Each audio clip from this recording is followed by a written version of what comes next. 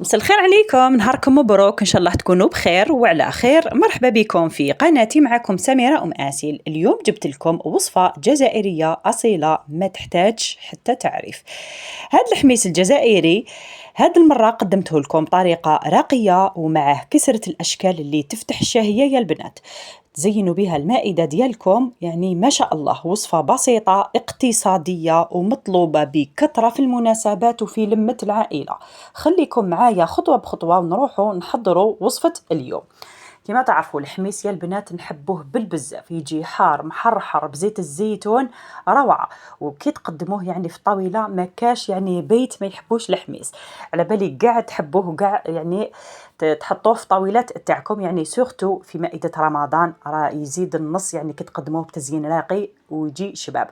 واش نسحقوا؟ عندي حبة طماطيش كبيرة، عندي زوج فصوص تاع الثوم كبار، وعندي زوج حبيبات تاع الحار كبار، وثلث حبيبات تاع الطرشي اللي كنت شوط، ثلث حبيبات تاع الطرشي وزوج حبيبات تاع الحار خلوهم هكذاك خضوره، نحيو لهم برك الزريعه ديالو. هنا واش نسحقوا؟ زيت الزيتون، يعني ما كاش اللي ما يعرفوش الحميس يندار بزيت الزيتون، فوالا. ولا هنا عندي غير الملح وفلفل الكحل. انا هذا واش ندير له يا البنات.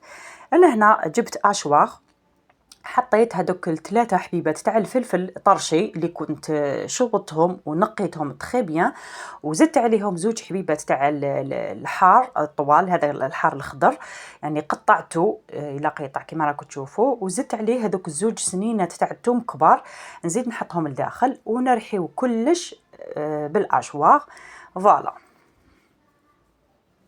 يعني يجي بزاف بنين، وانا نعتمد بزاف على هذه الطريقه يا البنات، وان شاء الله نتوما كانا تجربوه وتدخلوا لي تعليقاتكم الا نتوما كانا ديروه كيما نديروا الطريقه ديالي. ولا هنا رحيته مليح في الاشوار، يعني ما ترحيوش تاني يولي ماء كامل، شويه برك، فوالا. ونحطوه في مقله،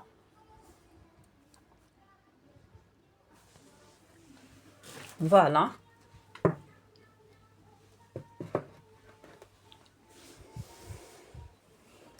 فوالا، وانا نزيد له حبيبه تاع طوماطيش تكون شويه حميمره، ما نكترلوش بزاف طوماطيش، ونقطعها كانا الى قطع ونحطها، نزيدو نلحوها كانا في الاشواق،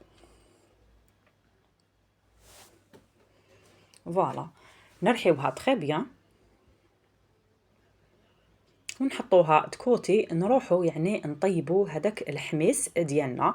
نزيد عليه كميه تاع زيت الزيتون، يعني يجي حار بالطبع، ونزيدو كميه قليله تاع الفلفل الكحل والملح بيان سور، ونروحو نحطوه فوق النار، نخلوه يتكتك ونقلبوه توجور بالمغرفه، فوالا.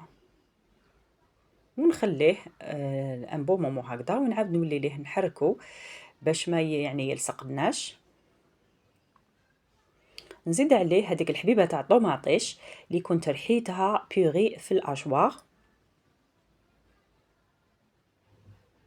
فوالا. ونكمل ميلونجيه مليح بالمغرفه. صدقوني يا البنات يجي بزاف بنين الطريقه هذه اللي نديرها، فوالا. ونحركو بيان سور باش ما يعني تلصقناش، فوالا. وشوفوا يعني زوميت لكم الشكل تاعو كيفاش جا، يعني جا ما شاء الله. في الاخير انا توجور نزيد له زيت الزيتون، ونعاود يعني نشد المقله تاعي من اليد عفوا، ونحركها ان بو مومون، ونحطو يعني نطفيه ونحطو تكوتي. انا توجور كي يطيب لي نزيد عليه دائما هذاك زيت الزيتون ونخليه تكوتي. الا هنا نروح نحضروا كسره تاع الاشكال اللي قلت لكم عليها. هنا عندي 3 كيسان تاع الدقيق موين، زدت عليه نص كاس تاع الفارينه، ونزيد عليه بيان سور الملح، نص مغرفه صغيره تاع الملح ومغرفه كبيره تاع السكر، فوالا. وزدت عليها مغرفه صغيره تاع خميره الخبز. ولهنا نبسوها بكميه تاع الزيت عادي، يعني نبسوها تري بيان سورتو بيديكم، يعني تحكوا كامل هذاك الدقيق باش يجي يعني مبسس على حال،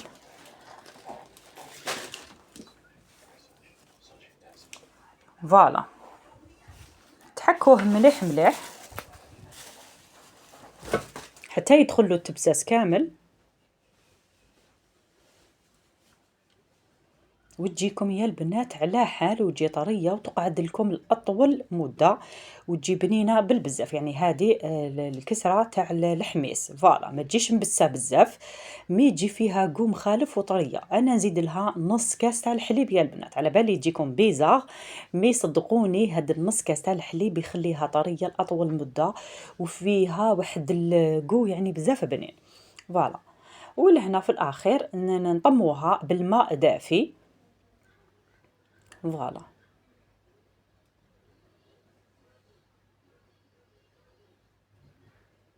فوالا نزيدو كمية تاع الماء حتى تنطم لنا لاباط فوالا، وتجي كيما تعرفوا لاباط تاع الكسرة تجي شوية طرية، ما تكترولهاش المياه باش ما تجيكمش يابسة، مي راكو تعرفوا نورمالمون كامل ديروها، يعني ما كاش اسهل من هالكسرة، يعني انا جوست حبيت نشاركها معاكم فوالا.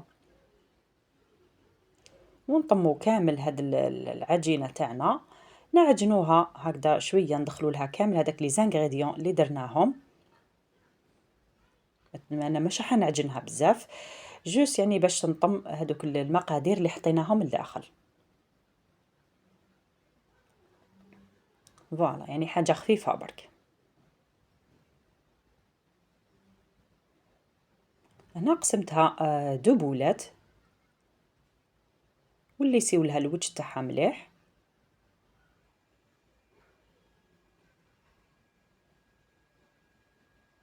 فوالا، ونزيد البولة تانية ونخليها ترتاح ان بون مومون واحد 10 دقائق حتى لربع ساعة باش نروحو يعني نحلوها عفوا.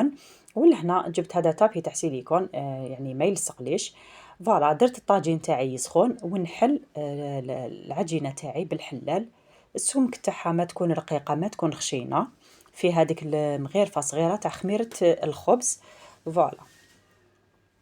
انا جبت هاد الطوابع راح ندير طابع تاع الهلال والنجمه، وعندي طابع تاع القلب، يعني عطات لها 3 اشكال يعني شكل راقي بالبزاف. وانتم واش عندكم يعني تقدروا تطبعوا وديروا بها. انا خيرت هاد النجمه والهلال والقلب كاع عطات لها بزاف يعني نظره شابه.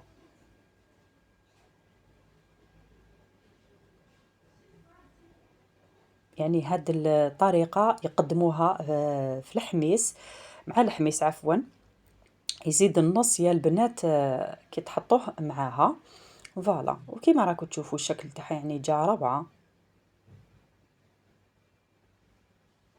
يعني تقديم عصري ويجي ما شاء الله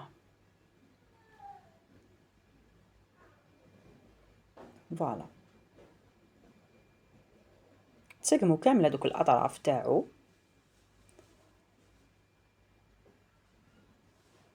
فوالا، مام هذوك لي شوت اللي قعدوا نعاودوا نطموهم مليح ونعاودوا يعني نعجنوهم حاجة خفيفة برك ونحلوهم يعني بالحلال، ونعاودوا نطبعوا كيما تحبوا نتوما، كيما تقدروا ديروهم يعني كسرة عادية تقسموها تاع البراج فوالا. وانا حنزيد ندير هاد الطوابع تاع القلوبة اللي يعطوا لها كانا نظرة شابة، ونطم كامل هادوك لي شوت نعاود نطمهم ونزيد نحلهم نديرهم شكل تاع القلوبة كيما راكم تشوفوا. ولا والعجينة الثانية يعني درتها كسرة عادية تاع البراج وقسمتها. ولا هنا بعد ما طيبتهم انا طيبتهم في طاجين تاع المطلوع، يعني جاو لون بزاف شباب وجاو ما شاء الله بهذوك الخطوط يعني روعة. ولا هنا نروحوا يعني نقدموهم في طبق تقديم بعد ما ربطتهم بالخيط تاع الخيشة، جاو تزيين راقي بالبزاف يا البنات. وزينت هذاك الحميص في طبق تقديم حطيته في هذا البلا اوفال كيما راكم تشوفوا، يعني جاو روعة. زينته بوراقي تاع المعدنوس وكمية تاع الزيتون، وتحصلنا في الأخير على هذا الشكل يعني بزاف راقي وبريزونطابل يا البنات، يعني حطوه في المناسبات في الأعراس روعة يا البنات. الأشكال نتوما واش حبيتوا تحطوا فوالا. ان شاء الله تعجبكم وصفة اليوم تاع الحميص الجزائري على اصوله مع كسرة الاشكال، وعلى بالي لو كان تجربوها ما تندموش عليها يا البنات. يعني زيد النصف طاولة تاعكم يعني مع لمة العائلة، مع قعدة الأحباب والأسرة ديالكم، وسورتو في رمضان طاولة رمضان يزيد النصف طاولة تاعكم. كما تعرفوا الحميص دايما تبعها الكسرة وما نستغناوش عليها دايما في طاولة رمضان. وإن شاء الله تعجبكم وصفة اليوم. وما تنساوش البنات تدعموني بجيم واشتراك باش يوصلكم إن شاء الله كل جديد تاع فيديوهاتي ووصفاتي، وخلوا لي تعليق باش يشجعني باش نزيد نقدم لكم يعني في الفيديوهات القادمة ما خير إن شاء الله. فوالا، ولهنا نزومي لكم، وفي الأخير ما عليا غنقول لكم السلام عليكم.